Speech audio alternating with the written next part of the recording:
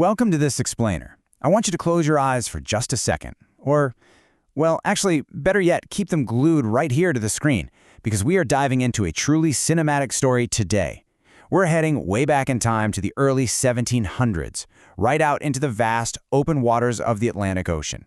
Just imagine you're a weary sailor on a merchant ship, literally miles away from any safe harbor. Picture this. The sea is perfectly calm. The wind is dead quiet. You can hear the gentle, rhythmic lapping of water against the wooden hull of your ship. It feels almost peaceful, right? But if you've ever seen a good thriller movie, you know that this dead silence is exactly the moment when something terrible is about to happen. Then, boom! Suddenly, your lookout shouts frantically from the crow's nest. A massive, pitch-black flag appears, rising ominously on the horizon. Panic immediately sweeps across your deck. The crew is scrambling. Your captain pulls out his spyglass, peers through the lens, and you can literally see the blood run cold in his veins. Because what your captain sees through that telescope isn't just a man. I want you to picture this like a dramatic tracking shot in a movie. Standing at the helm of the approaching ship is a giant of a guy with a long, wild black beard. Smoke is literally curling around his face in the wind. He's got heavy pistols strapped all across his chest. And most terrifyingly, he has tucked slow-burning, spark-spitting fuses right beneath his hat. He looks less like a pirate and a whole lot more like a demon summoned straight from the underworld. You, my friend, have just met Blackbeard. Okay, let's dive into this. Part 1. The Monster on the Horizon. How Edward Teach becomes Blackbeard. Part 2. Forging the Pirate King. From Sailor to Scourge. Think of this timeline as the establishing shot for Act 1 of our villain's origin story. He wasn't born into royalty or some kind of mythical power, you know? He was just a regular sailor who looked at the golden age of piracy and saw a massive, completely untapped opportunity to take whatever he wanted from the world. So he was born in England around 1680. By the early 1700s, he's an ordinary sailor navigating Caribbean and Atlantic waters that are absolutely packed with vulnerable ships hauling gold, sugar, and tobacco. He decides to cross the line into piracy, serving under the legendary pirate Benjamin Hornigold. Under Hornigold, he learns the really brutal trade of raiding ships and commanding a rough crew. But by 1717, he basically outgrows his mentor. He wants his own empire. So he goes out and captures a massive French slave ship called La Concorde. Now what's really interesting is what he does with that massive prize. He doesn't just loot the cargo and sink the ship like a common thief would. No, he renames it the Queen Anne's Revenge. He completely transforms it. He lines the decks with dozens of heavy cannons. It goes from being a merchant vessel to a literal floating fortress, a terrifying, heavily armed symbol of his rapidly escalating power on the seas. Part 3. The Weapon of Fear. Psychology over Cannons.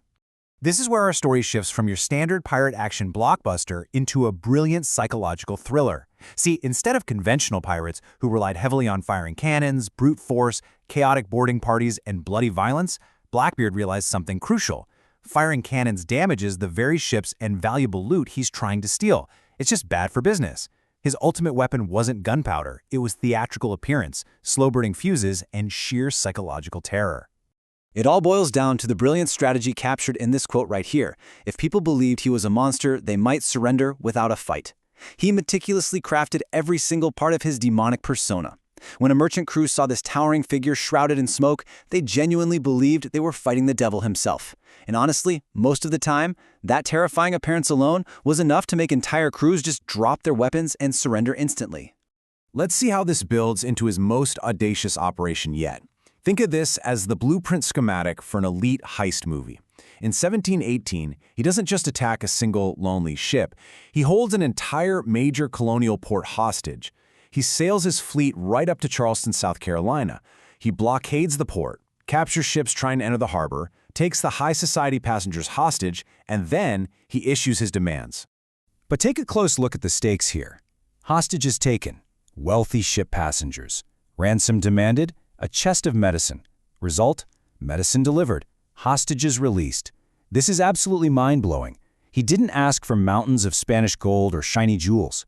One of his crewmates were sick, so he held a major American colonial city by the throat, completely paralyzing its economy just to get a box of medicine. And he pulled it off flawlessly, sailing away victorious. Part 4. The Final Stand. The Governor's Trap. Every cinematic masterpiece needs an explosive third act, right? Well, Blackbeard had flown a bit too close to the sun. He was too famous, too disruptive to the global economy. The authorities decided he had to be stopped, and the governor of Virginia sends a naval officer named Lieutenant Robert Maynard to hunt him down. Let's set the final scene. It's November 1718, the shallow, treacherous waters near Ocracoke Island, North Carolina. Maynard cautiously approaches. Cannons boom across the water, splintering wood.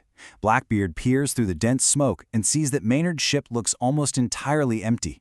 He thinks he's won. He orders his men to board. They swing across, land triumphantly on the deck, and then the trap is sprung. Maynard's hidden men literally explode from below deck, weapons drawn. The camera basically jumps right into the fray here. It is absolute chaos. Brutal, hand-to-hand combat. Blackbeard is a massive target. Bam. He is shot several times. He clashes face to face with Maynard. Blades are ringing out. He is cut with swords in this totally vicious, close-quarters fighting. But still, he kept fighting. Bloodied, broken, gasping for air, the monster absolutely refuses to surrender.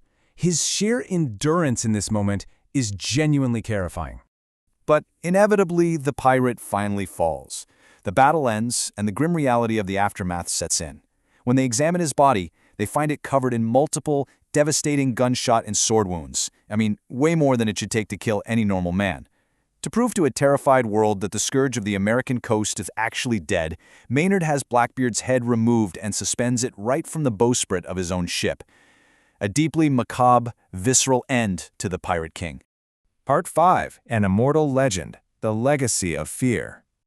So, this brings us to the epilogue of our journey. We're moving from the bloody, smoke-filled deck of 1718 into the realm of myth, memory, and modern pop culture. Because despite his completely outsized reputation, he terrorized the seas for only a few years. Just a few years. His massive legacy feels like it spans decades of history, but his actual reign of terror ended swiftly. And yet, just look at the cultural impact he left behind. Books, movies, stories, legends. The pirate with the smoking beard achieved absolute immortality. His name echoes across literally every form of media today. When you close your eyes and picture a pirate, you are invariably picturing Edward Teach. Which brings us to our core thesis for today's explainer. History doesn't remember people simply for what they did. It remembers them for the fear they inspired. His actual violence was incredibly calculated and often remarkably limited compared to his peers. His true weapon wasn't the sword or the cannon. It was perception. It was entirely the theater of the mind. So I want to leave you with this provocative question to chew on as we wrap up. How much of true power lies not in what you actually do, but in what people believe you are capable of doing? Think about that the next time you need to make an impression. Thanks for diving into this incredible history with me, and as always, stay curious.